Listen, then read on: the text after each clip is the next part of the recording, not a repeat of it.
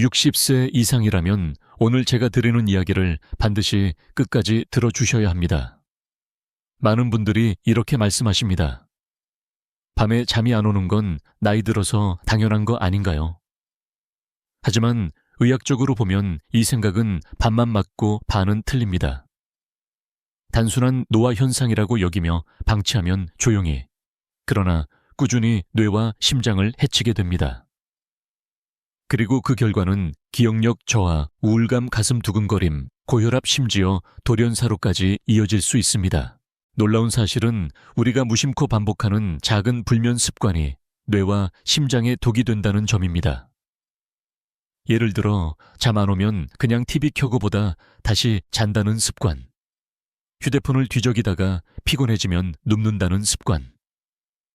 이런 일상적 행동이 쌓이면서 뇌의 신경망은 제대로 회복하지 못하고 심장은 과부하를 받습니다.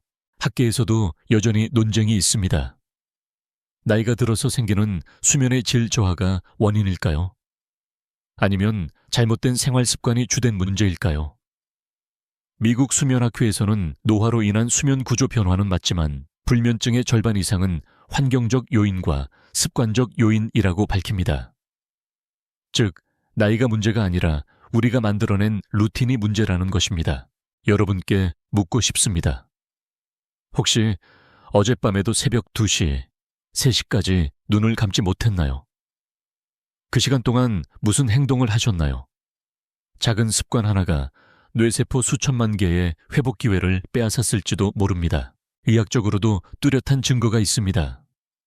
수면 부족은 아밀로이드 베타 단백질을 쌓이게 하는데 이것은 치매를 일으키는 주범입니다.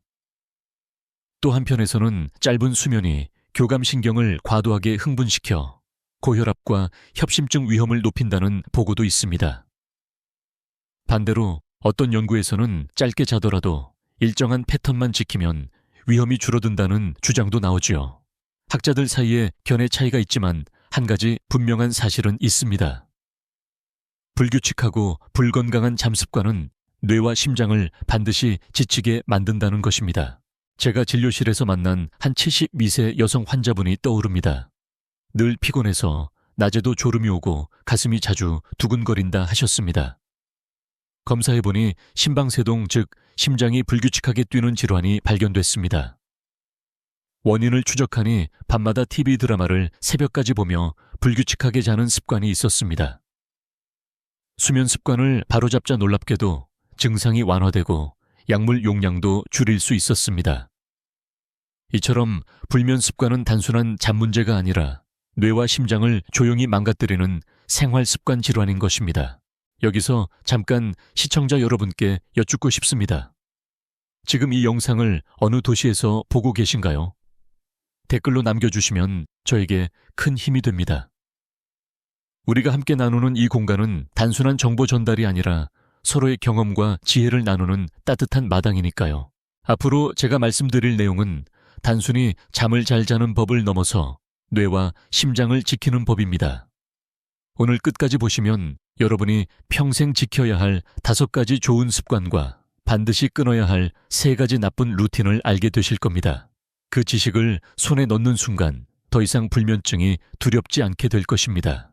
그러니 제 말씀을 절대 놓치지 마십시오. 지금부터 시작되는 작은 깨달음이 앞으로의 10년, 20년 동안 여러분의 뇌와 심장을 살리고 가족에게 짐이 되지 않는 힘을 줄 수 있습니다. 나이가 들수록 잠이 짧아졌다, 새벽에 자꾸 깬다는 말을 많이 합니다. 하지만 여기서 중요한 사실 하나. 수면의 총량보다 더 큰 영향을 주는 것은 리듬이라는 점입니다. 같은 6시간 수면이라도 매일 같은 시간에 자고 일어나면 뇌와 심장이 회복됩니다. 반대로 8시간을 자더라도 들쭉날쭉하면 몸은 쉬지 못합니다. 세계 수면의학 학회에서 발표된 연구에 따르면 일정한 취침 기상 시간을 유지한 노년층은 기억력 저하가 늦게 찾아오고 심장 질환 위험도 현저히 줄었습니다. 뇌의 시계 유전자, 즉 생체 리듬 유전자가 규칙적으로 작동하기 때문입니다. 뇌세포는 예측 가능한 리듬 속에서 자신을 회복시키고 심장은 안정된 박동을 유지합니다. 한편 일본에서는 농부의 수면이라는 말이 있습니다. 해가 지면 자고 해가 뜨면 일어나는 생활 리듬을 말하지요.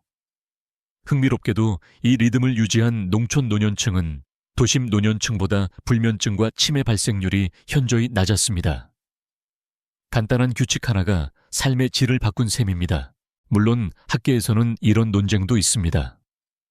나이가 들면 멜라토닌 분비 자체가 줄어드니 규칙성이 큰 의미가 없다는 주장도 있습니다. 그러나 다른 연구들은 반박합니다. 멜라토닌이 줄어드는 건 사실이지만 규칙적인 수면 습관은 남아있는 멜라토닌의 효과를 극대화한다는 것이지요. 어느 쪽이든 결론은 같습니다.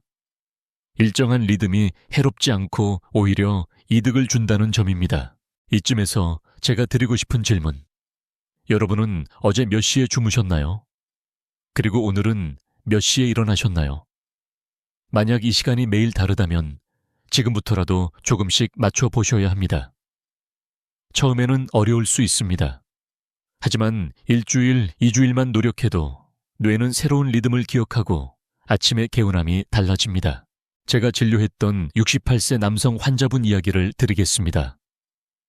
은퇴 후 자유로워진 삶 덕분에 밤늦게 TV를 보거나 늦잠을 자곤 하셨습니다.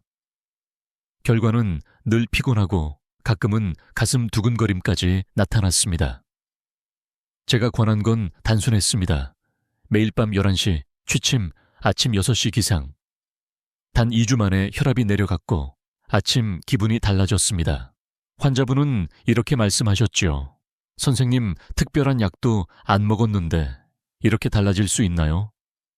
네, 바로 리듬이 가진 힘입니다. 뇌를 지켜주는 3가지 키워드가 있습니다. 예측 가능, 반복적, 안정적. 뇌는 놀랍도록 규칙을 좋아합니다. 매일 일정한 수면 패턴이 바로 그 선물입니다. 심장은 그 리듬에 맞춰 고르게 뛸 수 있고 뇌세포는 일정한 시간에 독소를 청소할 수 있습니다. 여러분, 혹시 이렇게 생각하지 않으셨나요? 나는 원래 올빼미라 어쩔 수 없어. 그러나 과학은 말합니다. 올빼미 습관도 훈련으로 바꿀 수 있고 뇌와 심장은 새로운 리듬을 기억합니다. 중요한 건 의지와 작은 실천이지요. 오늘 이 영상을 보신 후 꼭 해보셨으면 하는 숙제가 있습니다. 내일 아침 몇 시에 일어날지 오늘 저녁 몇 시에 잘지를 종이에 적어보세요. 그리고 일주일 동안만 지켜보십시오. 여러분의 뇌가 맑아지고 심장이 한결 편안해지는 변화를 직접 느끼실 겁니다. 이것이 바로 수면약도 보조제도 필요 없는 가장 단순하고 강력한 자연 치료법입니다. 여러분 혹시 아침에 커튼을 활짝 열고 햇살을 맞이하는 습관을 가지고 계신가요? 단순해 보이는 이 행동이 사실은 뇌와 심장 건강을 지키는 결정적 열쇠가 됩니다. 햇빛은 단순히 밝음을 주는 것이 아니라 몸 안의 시계를 리셋해주는 강력한 신호이기 때문입니다. 우리 몸에는 서카디안 리듬이라고 불리는 생체 시계가 있습니다. 이 시계는 빛에 의해 조율되는데 아침 햇살을 눈과 피부로 받아들이면 뇌 속 식요차 상핵이 깨어나면서 하루의 리듬을 설정합니다. 그 순간 밤에 분비될 멜라토닌이 언제 시작될지도 이미 정해집니다. 그래서 아침에 햇빛을 받는 사람일수록 밤에 더 깊이 더 빨리 잠든다는 것이 여러 연구에서 입증되었습니다. 하버드 의대 연구에서는 65세 이상 노인 500명을 대상으로 조사를 했습니다. 매일 오전 8시 이전에 15분 이상 햇볕을 쬐은 그룹은 불면증 위험이 절반 가까이 낮았고 기억력 테스트 점수도 높게 나왔습니다. 뇌가 낮에 햇빛을 받아야 밤에 스스로 회복할 수 있다는 뜻이지요. 여기서 흥미로운 사실 하나. 햇빛을 받으면 뼈에 좋은 비타민 D가 합성된다는 건 다 아시는 사실이지만 최근 연구에서는 비타민 D가 멜라토닌과도 밀접한 관계가 있다는 것이 밝혀졌습니다. 비타민 D 수치가 낮은 사람은 수면 호르몬 분비가 불안정해 숙면을 방해받는 경우가 많다는 겁니다. 단순히 뼈 건강뿐 아니라 수면의 질에도 직접 영향을 주는 것입니다. 물론 학자들 사이에서는 논쟁이 있습니다. 햇빛보다 규칙적인 운동이 더 중요하다는 주장도 있고 실내에서도 인공 조명으로 충분히 대체할 수 있다는 의견도 있습니다. 하지만 다수의 연구가 동의하는 결론은 이겁니다. 자연 햇빛은 인공 조명이 절대 따라올 수 없는 리듬 신호라는 사실입니다. 제가 진료실에서 만난 74세 여성 환자분의 사례를 하나 말씀드리겠습니다. 늘 밤에 잠이 안 와 수면제를 복용하시던 분이었습니다. 제가 드린 처방은 약이 아니라 매일 아침 동네 공원 산책 20분이었습니다. 처음엔 반신반의하셨지만 2주 만에 수면제 복용량을 절반으로 줄였고 한 달 후에는 거의 끊을 수 있었습니다. 그분이 저에게 하신 말씀이 아직도 기억납니다. 햇빛이 이렇게 좋은 약인 줄 이제야 알았습니다. 여러분께도 묻고 싶습니다. 오늘 하루 동안 햇빛을 얼마나 받으셨나요? 창문 너머로 들어오는 햇살만으로 충분하다고 생각하시나요? 아닙니다. 직접 밖으로 나가 피부와 눈으로 빛을 느끼는 것이 중요합니다. 단 10분, 15분이면 충분합니다. 햇빛은 또 다른 선물을 줍니다. 낮에 햇볕을 쬐면 세로토닌이 분비됩니다. 세로토닌은 행복 호르몬이라고도 불리며 저녁이 되면 멜라토닌으로 전환됩니다. 낮에 기분이 밝아지는 이유, 그리고 밤에 숙면이 가능한 이유가 바로 여기에 있습니다. 이쯤에서 제가 제안드리는 작은 실천 하나. 내일 아침 커튼을 열고 창문 앞에서 5분만 서 보십시오. 가능하다면 집 앞을 가볍게 걸으면서 햇살을 온전히 맞이하세요. 그 순간 뇌의 시계는 다시 맞춰지고 오늘 밤 여러분은 더 빠르게 잠들 수 있을 겁니다. 햇빛은 돈이 들지 않습니다.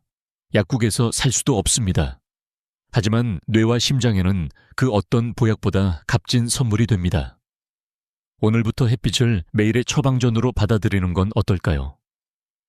잠들기 직전 여러분은 어떤 습관을 가지고 계신가요?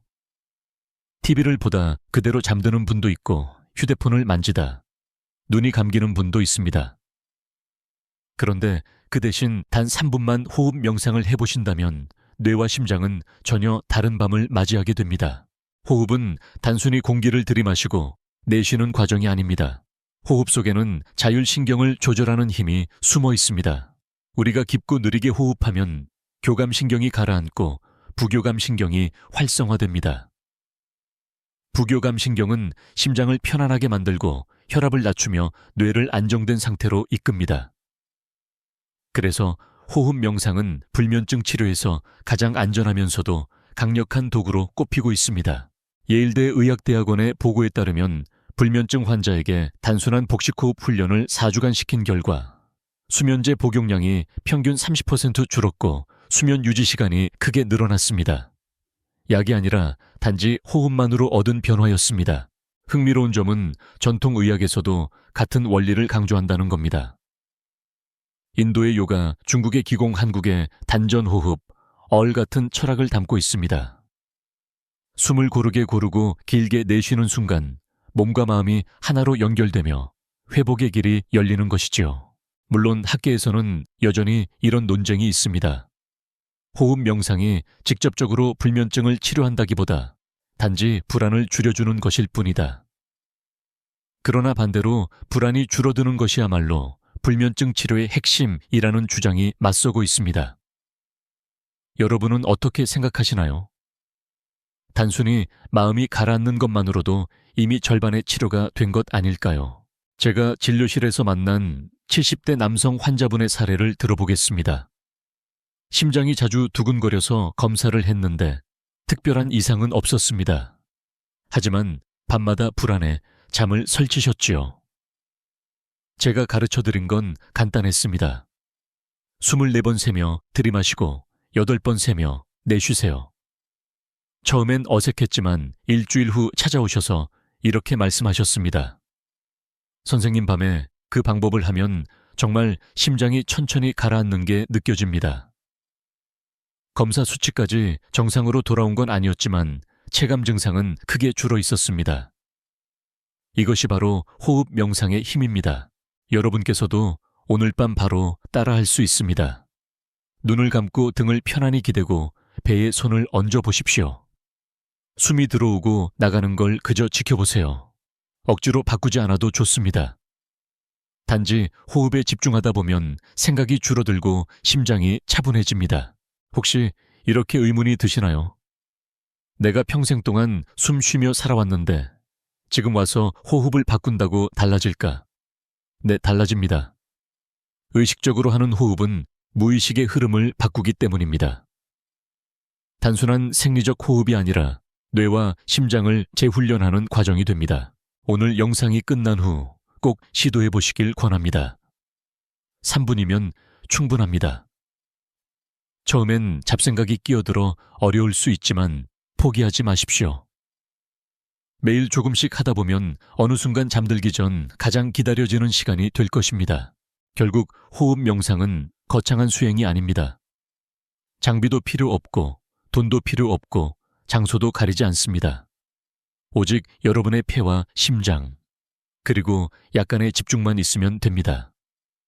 오늘 밤 조용히 눈을 감고 하나, 둘, 셋, 넷 들이마시고 하나부터 8까지 내쉬는 그 순간 여러분의 뇌와 심장은 깊은 휴식으로 들어갈 것입니다. 여러분, 잠들기 전 발을 따뜻한 물에 담가 본 적 있으신가요?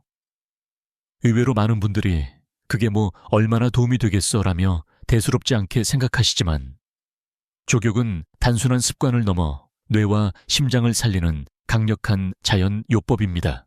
먼저 조격이 왜 효과적인지 과학적으로 설명드리겠습니다. 발은 우리 몸에서 혈관이 가장 모여있는 부위 중 하나입니다. 발을 따뜻하게 하면 말초혈관이 확장되며 혈액이 순환을 원활하게 돌기 시작합니다.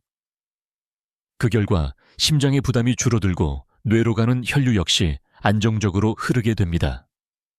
바로 이 과정이 깊은 수면으로 이어지는 것입니다. 서울대 의과대학에서 진행된 한 연구가 있습니다. 60세 이상 노인 40명을 대상으로 취침 전 20분간 조격을 실시한 결과 수면 잠복기 잠드는 데 걸리는 시간과 평균 15분 단축되었습니다. 또 수면의 질을 평가하는 지표에서도 유의미한 향상이 나타났습니다. 약을 쓰지 않고도 단순히 발을 따뜻하게 하는 것만으로 숙면을 유도할 수 있다는 강력한 증거입니다. 여기서 흥미로운 전통 이야기를 하나 전해드리겠습니다. 옛날 한의학에서는 발은 제2의 심장이라 불렸습니다. 발이 따뜻해야 온몸이 따뜻해지고 뇌가 편안해진다는 지혜가 이미 수백 년 전부터 내려왔던 겁니다. 실제로 중국, 일본, 한국 모두 전통적으로 밤마다 조격을 하는 문화가 있었지요. 서양에서도 웜풋 바스라는 이름으로 불면증 보조 요법으로 권장되고 있습니다. 물론 학계에서는 이런 논쟁도 있습니다. 조격은 단순히 플라시보 효과일 뿐이다. 실제 수면 개선은 다른 요인 때문일 수 있다. 그러나 다른 쪽에서는 반박합니다.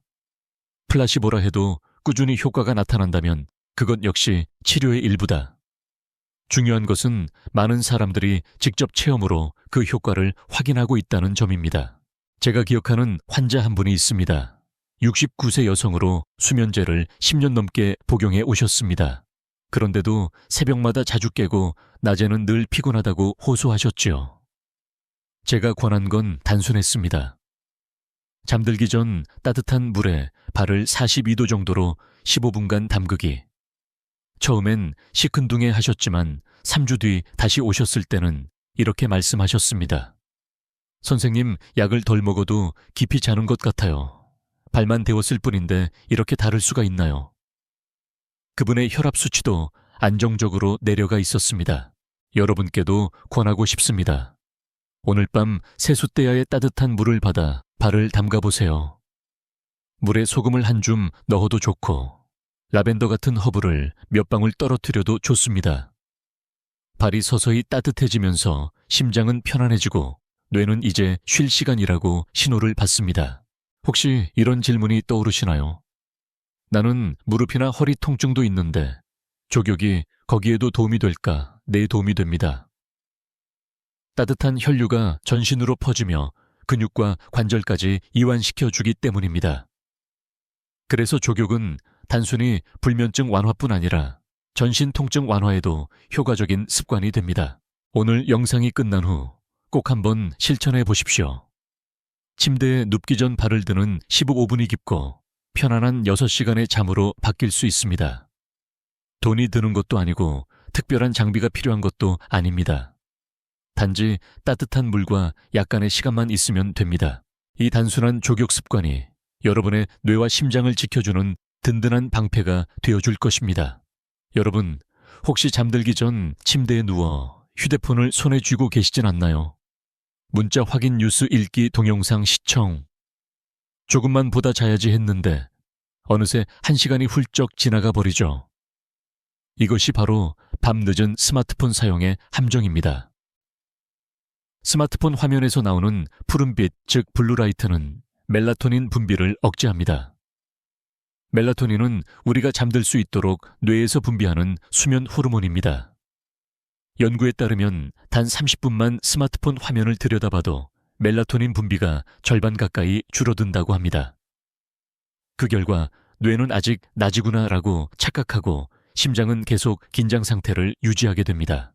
하버드 의대 수면 연구팀은 이런 경고를 내놓았습니다. 밤 10시 이후 스마트폰 사용은 수면의 질을 2단계 떨어뜨리고 다음 날 기억력과 집중력에 큰 손상을 준다. 특히 60세 이상에서는 그 영향이 배가 됩니다. 왜냐하면 원래도 멜라토닌 분비가 줄어드는 나이에 스마트폰이 그 마지막 남은 분비까지 방해하기 때문입니다. 여기서 재미있는 사실 하나. 옛날에는 불면증 환자들이 주로 책을 읽거나 라디오를 들으며 시간을 보냈습니다. 그런데 요즘은 스마트폰이 그 자리를 차지했습니다. 차이는 뭘까요? 책은 뇌를 차분하게 만들지만 스마트폰은 끊임없이 새로운 자극을 줍니다. 알림 소리, 영상 추천, 빠른 화면 전환, 이 모든 것이 뇌를 흥분 상태로 몰아넣습니다.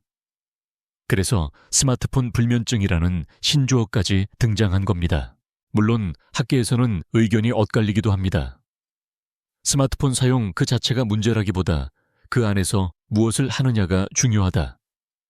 실제로 명상 음악을 듣거나 오디오북을 활용하면 오히려 숙면에 도움이 된다는 연구도 있습니다.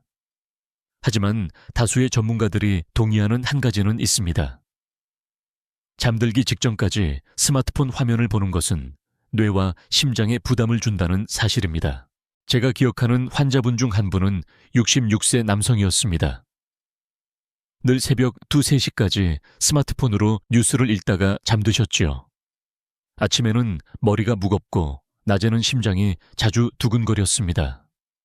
검사해보니 고혈압 초기 진단이 나왔습니다. 제가 권한 건 단순했습니다. 잠자리에 들어가면 스마트폰을 다른 방에 두세요. 처음엔 불안하다고 하셨지만 2달 후 다시 배웠을 때는 표정이 달라져 있었습니다. 선생님, 이제는 11시면 저절로 졸려요. 혈압도 내려갔대요. 여러분께 묻고 싶습니다. 오늘 밤도 휴대폰을 손에서 놓지 못한 채 새벽까지 뒤척이실 건가요? 아니면 작은 결심 하나로 뇌와 심장을 쉬게 해주실 건가요? 제가 제안드리는 간단한 방법은 이렇습니다. 밤 10시 이후에는 휴대폰을 무음으로 두고 다른 방에 두십시오. 대신 침대 옆에는 종이책이나 작은 라디오를 두세요. 혹은 숙면을 돕는 오디오북을 활용하셔도 좋습니다. 화면을 보지 않고 소리만 들을 수 있기 때문이지요. 스마트폰은 편리한 도구지만 잘못 사용하면 뇌와 심장을 조용히 갉아먹는 독이 될 수 있습니다. 오늘 밤부터는 침대와 스마트폰 사이에 거리를 두십시오. 그 한 걸음이 여러분의 수면과 건강을 지켜줄 것입니다. 여러분, 혹시 저녁 식사 후에 커피 한 잔 혹은 녹차 한 잔을 습관처럼 드시나요? 나는 괜찮아. 밤에도 커피 마셔도 잘 자는데 라고 말씀하시는 분들도 많습니다. 하지만 카페인은 우리가 생각하는 것보다 훨씬 오래 그리고 은밀하게 뇌와 심장을 자극합니다. 카페인은 섭취 후 보통 6시간 이상 체내에 머뭅니다. 나이가 들수록 간에서 분해하는 속도도 늦어지기 때문에 저녁 7시에 마신 커피가 새벽 1시까지도 뇌를 각성 상태로 만들 수 있습니다. 그래서 나는 잘 잤다고 생각해도 실제로는 깊은 수면 단계가 줄어들어 다음날 머리가 무겁고 집중력이 떨어지는 겁니다. 국제수면재단의 연구에 따르면 오후 2시 이후에 카페인 섭취는 수면의 질을 현저히 떨어뜨린다고 합니다. 특히 60세 이상에서는 REM 수면 꿈을 꾸는 깊은 수면 단계, 이 크게 줄어들어 기억력 저하와 치매 위험을 높인다고 경고했습니다. 여기서 재미있는 사실을 하나 알려드리겠습니다. 카페인은 단순히 커피에만 있는 것이 아닙니다. 초콜릿, 콜라, 심지어 일부 진통제에도 숨어 있습니다. 그래서 나는 커피 안 마시는데 하시는 분도 사실은 카페인을 매일 섭취하고 계신 경우가 많습니다. 학계에서는 여전히 논쟁이 있습니다. 일부 연구자들은 카페인에 대한 민감도는 개인차가 크다 그러니 전부에게 적용할 수는 없다고 말합니다. 실제로 밤에 커피를 마셔도 곧바로 코 골며 주무시는 분들이 있지요. 그러나 뇌파 검사를 해보면 그분들도 깊은 수면의 시간은 줄어들고 있다는 사실이 드러납니다. 즉, 본인은 몰라도 뇌와 심장은 이미 피해를 받고 있는 것입니다. 제가 만난 71세 여성 환자분은 늘 낮에 피곤해서 오셨습니다. 그런데 본인은 밤에 잘 자는데 왜 그렇죠? 라고 하셨습니다. 조사해보니 저녁마다 녹차 2잔을 마시는 습관이 있었습니다. 녹차는 커피보다 카페인 양이 적지만 분해가 느려져 숙면을 방해하고 있었던 겁니다. 그 습관을 끊자 낮 피곤함이 눈에 띄게 줄고 아침 기분도 맑아졌습니다. 여러분께 묻고 싶습니다. 혹시 어제 저녁에도 커피나 녹차를 드시지 않았나요? 단순한 한 잔이 오늘 하루 뇌와 심장을 지치게 만들었을지도 모릅니다. 그렇다면 대안은 무엇일까요? 저녁에는 카페인 없는 음료를 선택하십시오. 보리차, 루이보스차, 캐모마일차 같은 허브차는 몸을 이완시키고 숙면을 돕습니다. 또 따뜻한 우유 한 잔은 트립토판이라는 성분을 통해 멜라토닌 합성을 돕습니다. 단순히 마시지 말라가 아니라 더 좋은 것을 선택하라는 것이죠. 혹시 이렇게 생각하실지도 모릅니다. 나는 평생 커피를 즐겨왔는데 이젠 포기해야 하나요? 아닙니다. 카페인을 즐기는 것도 삶의 기쁨입니다. 다만 오전까지만 즐기고 오후부터는 뇌와 심장을 위한 휴식 시간을 주라는 말씀입니다. 오늘 영상이 끝난 후 여러분께 드리고 싶은 작은 도전은 이겁니다. 하루만 오후 2시 이후 카페인을 끊어보세요. 그날 밤 수면이 어떻게 달라지는지, 내일 아침 기분이 얼마나 가벼워지는지 직접 경험해 보시길 바랍니다. 작은 변화가 뇌와 심장을 회복시키는 첫걸음이 될 것입니다. 여러분 혹시 침대에 누운 순간부터 머릿속의 걱정이 꼬리를 물고 이어지진 않나요? 내일 병원 검사는 괜찮을까? 아이들 문제는 어떻게 해결하지? 노후 자금은 충분할까? 이런 생각들이 하나둘 몰려오면 몸은 누워 있어도 뇌는 결코 쉬지 못합니다. 이것이 바로 잠들기 전 걱정 루틴입니다. 학계에서는 이를 사고 반추 루미네이션라고 부릅니다. 뇌가 같은 문제를 반복적으로 재생산하면서 불안을 키우는 현상이지요. 이 습관은 불면증을 고착화시키는 주범입니다. 미국 정신의학회에서는 잠자리에 들어서 15분 이상 같은 생각이 맴돌면 뇌는 수면 신호를 잃어버리고 교감신경이 활성화되어 심장이 빨라진다고 경고했습니다. 즉, 걱정은 단순히 마음의 문제를 넘어서 심장 건강까지 위협하는 독이 됩니다. 흥미로운 사실 하나. 걱정을 많이 하는 분들의 뇌에서는 편도체 활동이 지나치게 높아집니다. 편도체는 불안을 담당하는 기관이지요. 그런데 이 과도한 활동은 결국 뇌세포를 지치게 하고 기억력을 약화시킵니다. 그래서 걱정이 많은 분들은 종종 자꾸 깜빡한다, 집중이 안 된다는 호소를 하십니다. 단순한 건망증이 아니라 걱정 루틴이 뇌를 갉아먹고 있는 것입니다. 물론 학자들 사이에서는 이런 논쟁도 있습니다. 적당한 걱정은 오히려 대비책을 세우게 해주니 건강에 도움이 된다. 그러나 문제는 그 적당함을 넘어설 때입니다. 잠들기 전까지 멈추지 않는 걱정은 준비가 아니라 고문이 됩니다. 여러분은 어떻게 생각하시나요? 혹시 나도 침대 위에서 스스로를 괴롭히고 있지는 않은가? 제가 기억하는 환자 사례를 하나 전해드리겠습니다. 73세 여성으로 늘 밤에 누우면 남편의 건강 문제, 자녀의 가정 문제 등을 떠올리며 2시간 이상을 뒤척이셨습니다. 약을 써도 효과가 없었죠. 제가 권한 건 간단했습니다.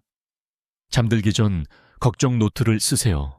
종이에 오늘 떠오르는 걱정을 적고 내일 아침에 해결한다 라고 마무리하는 겁니다. 처음엔 시큰둥해 하셨지만 한 달 후 머릿속이 가벼워져서 이제는 눕자마자 30분 안에 잠이 듭니다 라고 말씀하셨습니다. 뇌가 안심할 수 있는 작은 의식이 된 것이지요. 여러분께도 권해드리고 싶습니다. 오늘부터 잠자리에 들기 전 종이와 펜을 곁에 두십시오. 걱정이 떠오르면 머릿속에서 굴리지 말고 종이에 내려놓으세요. 나는 오늘 할 만큼 했다. 내일 다시 생각하자. 이 짧은 선언이 뇌와 심장을 지켜줍니다. 혹시 이렇게 생각하시나요? 나는 원래 걱정이 많은 성격이라 바꿀 수 없어. 그렇지 않습니다. 걱정하는 성향 자체는 쉽게 변하지 않더라도 걱정의 시간을 조절할 수는 있습니다. 낮에 이슈 20분을 정해놓고 걱정 시간을 만드는 것도 방법입니다. 그렇게 하면 밤에는 걱정이 줄어들고 뇌는 휴식할 기회를 얻게 됩니다. 오늘 영상이 끝나면 꼭 이 연습을 해보시길 바랍니다. 걱정을 줄이는 것은 단순히 마음을 편하게 만드는 것이 아니라 불면으로부터 뇌와 심장을 지키는 강력한 방패가 됩니다. 여러분, 혹시 밤 9시가 넘어서도 허기를 달래기 위해 밥이나 간식을 드신 적 있으신가요? 배가 고파야 잠이 안 오니까 조금 먹고 잔다는 분들 많으실 겁니다. 그러나 이 습관은 단순한 소화 문제를 넘어서 뇌와 심장을 서서히 지치게 합니다. 먼저 소화 과정부터 살펴보겠습니다. 우리가 음식을 먹으면 위와 장은 활발히 움직이며 혈액을 끌어옵니다. 그런데 밤늦게 과식하면 뇌와 심장으로 가야 할 혈액까지 소화기관으로 몰리게 됩니다. 그 결과 뇌는 회복할 기회를 잃고 심장은 과부하 상태에 놓이게 됩니다. 배는 부른데 머리는 더 피곤하다는 느낌 경험해 보신 적 있으신가요? 바로 이 때문입니다. 서울 아산병원의 연구에 따르면 밤 9시 이후 과식을 습관적으로 하는 노인의 경우 수면 무호흡증 위험이 2배로 높아졌습니다. 음식물이 역류해 기도를 자극하고 호흡이 끊어지면서 뇌와 심장이 산소 부족에 시달리는 것입니다. 특히 60세 이후에는 위의 소화 능력도 떨어지기 때문에 더 큰 부담이 됩니다. 여기서 흥미로운 사실 하나. 지중해 지역에서는 늦은 저녁 식사가 흔하지만 그럼에도 건강 지표가 좋은 이유가 무엇일까요? 학자들은 답을 이렇게 설명합니다. 식사 후 반드시 가벼운 산책을 하기 때문입니다. 즉, 늦은 식사 자체보다 움직임이 문제를 완화하는 요소가 되는 것이죠. 물론 학계에서는 여전히 논쟁이 있습니다. 늦은 식사 자체가 건강에 치명적이다. 벨수스, 중요한 건 총 칼로리와 질이다. 그러나 한 가지 분명한 건 있습니다. 노년기의 뇌와 심장은 늦은 밤 과식을 감당하기 어렵다는 사실입니다. 제가 기억하는 환자 한 분이 있습니다. 75세 남성으로 늘 새벽에 가슴이 답답해 깨어난다고 하셨습니다. 검사 결과 큰 이상은 없었지만 생활 습관을 살펴보니 매일 밤 10시 이후 라면이나 빵을 드시는 습관이 있었습니다. 제가 권한 건 단순했습니다. 저녁 7시 이후에는 가볍게 과일이나 따뜻한 차로만 마무리하세요.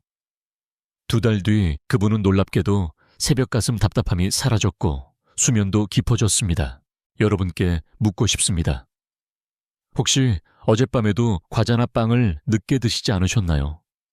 그 작은 습관 하나가 뇌와 심장의 회복을 방해했을 수 있습니다. 대안을 알려드리겠습니다.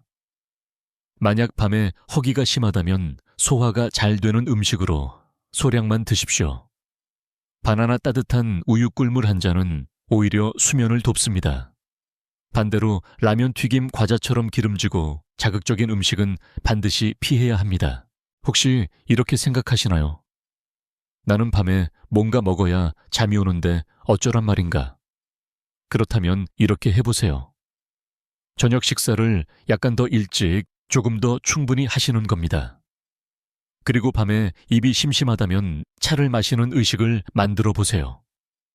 몸은 점점 새로운 리듬에 적응하고 허기 대신 편안함을 선택하게 될 것입니다.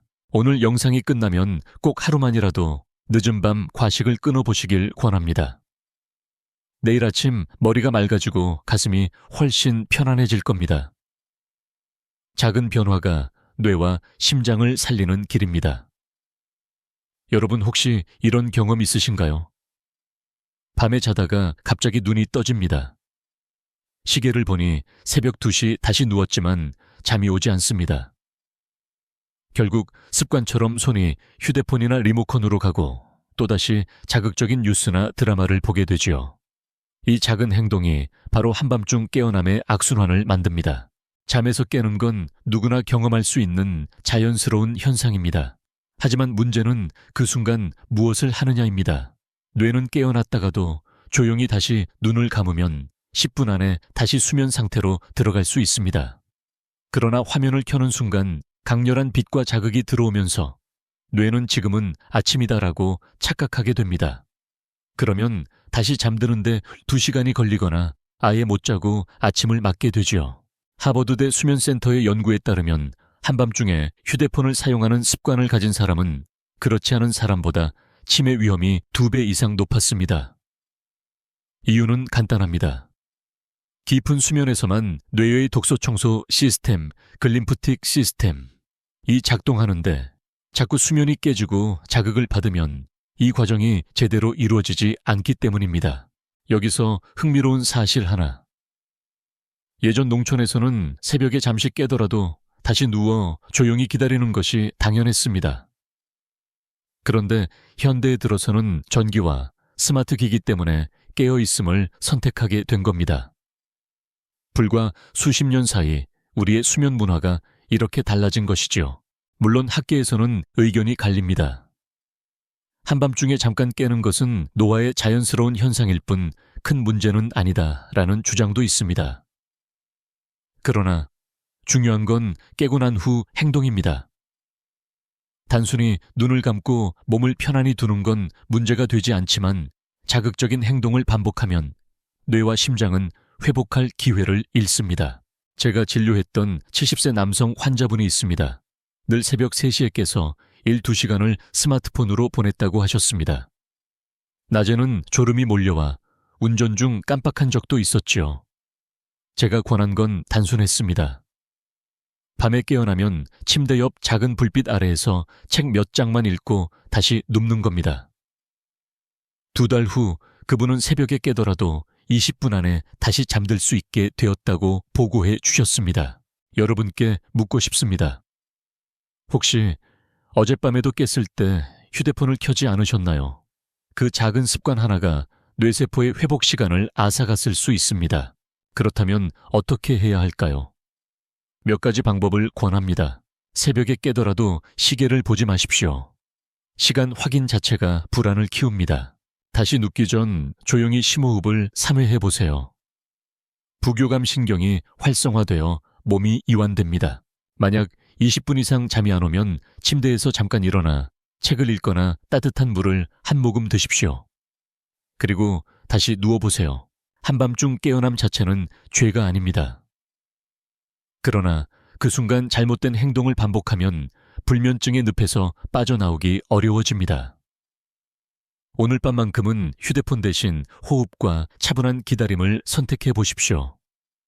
뇌와 심장은 그 시간 동안 회복할 기회를 얻게 될 것입니다. 여러분, 지금까지 우리는 뇌와 심장을 지치게 하는 불면 습관들을 하나씩 살펴봤습니다. 밤늦은 스마트폰, 카페인 걱정, 루틴, 그리고 늦은 밤, 과식과 새벽에 잘못된 행동들까지. 혹시 들으시면서 마음이 무거워지셨나요? 나는 이미 이 모든 습관을 다 하고 있는데 늦지 않았을까라고 불안해하실 수도 있습니다. 그러나 제가 가장 강조하고 싶은 메시지는 이것입니다. 회복의 길은 단순하다는 사실입니다. 뇌와 심장은 생각보다 빠르게 반응합니다. 잘못된 습관이 10년 쌓였다 해도 올바른 습관을 단 일주일만 지켜도 놀라운 변화를 보여줍니다. 서울대 병원의 연구에 따르면 불면증 환자들에게 규칙적인 수면 루틴 아침, 햇빛 노출 저녁 조격 호흡 명상을 병행하도록 지도했더니 단 3주 만에 수면 효율이 40%나 개선되었습니다. 수면제도 값비싼 치료도 필요하지 않았습니다. 몸은 스스로 회복할 힘을 이미 갖고 있었던 것입니다. 여기서 흥미로운 사실 하나를 덧붙이고 싶습니다. 우리 몸은 나이를 먹어도 가소성 플라스티시티를 유지합니다.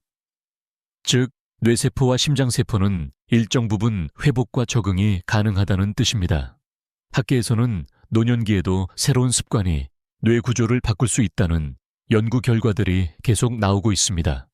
다시 말해, 지금 이 순간의 선택이 내일의 뇌와 심장을 새롭게 만든다는 것이죠. 제가 기억하는 한 환자분이 있습니다.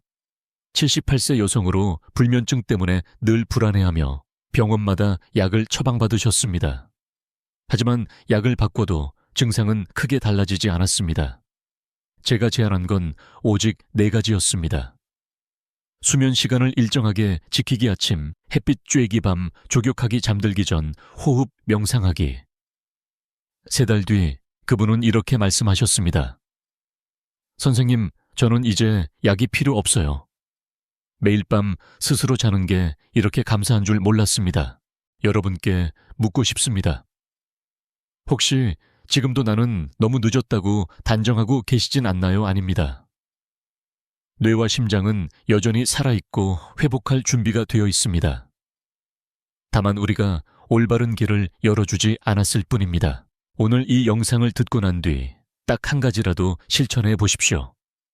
매일 같은 시간에 불을 끄고 눕는 것 아침에 10분만 산책하는 것 잠들기 전 발을 따뜻하게 담그는 것. 작은 실천이 쌓이면 여러분의 뇌와 심장은 반드시 반응합니다. 혹시 이렇게도 생각하실지 모르겠습니다. 나는 약도 오래 먹었고 병도 있는데 과연 나을 수 있을까? 네, 물론 모든 문제가 하루아침에 해결되지는 않습니다. 그러나 약과 병보다 더 강력한 건 생활 습관의 힘입니다. 약은 증상을 덮어줄 수 있지만 습관은 몸을 바꾸고 인생을 바꿉니다. 회복의 길은 거창하지 않습니다. 거대한 결심도 비싼 장비도 필요 없습니다. 단순한 생활 속의 작은 선택이 뇌와 심장을 다시 살리는 열쇠가 됩니다. 여러분, 늦지 않았습니다. 오늘 이 순간부터 다시 시작할 수 있습니다. 여러분, 지금까지 긴 여정을 함께해 주셔서 감사합니다. 불면증을 부르는 나쁜 습관들, 그리고 뇌와 심장을 살리는 좋은 루틴들을 하나하나 짚어보았습니다. 이제는 분명해졌을 겁니다. 불면은 단순한 수면 문제가 아니라 뇌와 심장을 조용히 갉아먹는 생활 습관 질환이라는 사실을요. 하지만 동시에 희망적인 메시지도 드렸습니다. 좋은 습관은 생각보다 단순합니다. 규칙적인 수면 리듬, 아침 햇빛 호흡 명상, 따뜻한 조격, 그리고 반대로 반드시 끊어야 할 나쁜 습관. 밤 늦은 스마트폰 저녁에 카페인 잠자리 걱정, 루틴 늦은 밤, 과식 한밤중에 잘못된 행동. 여러분은 이제 그 모든 해답을 알고 계십니다. 그렇다면 중요한 건 단 하나, 오늘 밤부터 실천하는 것입니다. 내일부터 다음 달부터 언젠가가 아닙니다. 지금 이 영상을 보신 후 작은 변화 하나를 선택하십시오. 오늘은 밤 11시에 불을 끄겠다. 오늘은 스마트폰을 다른 방에 두겠다. 오늘은 발을 따뜻하게 두고 눕겠다. 이 작은 행동 하나가 내일 아침을 바꿉니다. 저는 수많은 환자분들을 만나면서 한 가지 사실을 확신하게 되었습니다. 사람은 누구나 회복할 수 있다는 것입니다. 10년간 수면제를 끊지 못하던 분도 작은 습관 변화를 통해 새벽 2시에 저절로 잠들던 패턴을 바꾸었습니다. 늘 가슴 두근거림으로 힘들어하시던 분도 걱정을 종기에 적는 의식만으로 밤잠을 지킬 수 있었습니다. 기적은 멀리 있지 않습니다. 바로 우리의 생활 속에 숨어 있습니다. 혹시 지금도 망설이고 계신가요? 내가 과연 할 수 있을까라고요? 네, 할 수 있습니다. 여러분은 혼자가 아닙니다. 이 영상을 함께 보는 수많은 시청자분들 같은 고민을 가진 분들과 우리는 연결되어 있습니다. 댓글로 서로의 경험을 나누고 함께 지혜를 나눈다면 훨씬 더 큰 힘이 될 것입니다. 여기서 제가 드리고 싶은 작은 부탁이 있습니다. 오늘 영상에서 가장 놀라웠던 사실이나 가장 해보고 싶은 습관 하나를 댓글에 남겨주세요. 그것이 누군가에게는 용기가 되고 또 다른 누군가에게는 새로운 출발이 될 수 있습니다. 좋아요와 구독은 단순한 버튼 클릭이 아닙니다. 그것은 더 많은 분들이 이 정보를 접하고 불면증에서 벗어나 뇌와 심장을 지킬 수 있도록 돕는 힘이 됩니다. 여러분의 참여가 곧 누군가의 건강을 살리는 길입니다. 마지막으로 다시 한번 말씀드립니다. 늦지 않았습니다. 오늘 밤부터 다시 시작하실 수 있습니다. 작은 습관 하나가 여러분의 10년, 20년을 지켜줄 수 있습니다. 지금까지 듣기만 해도 튼튼해지는 튼튼 라디오였습니다. 여러분의 밤이 평안하고 아침이 가볍기를 진심으로 바랍니다.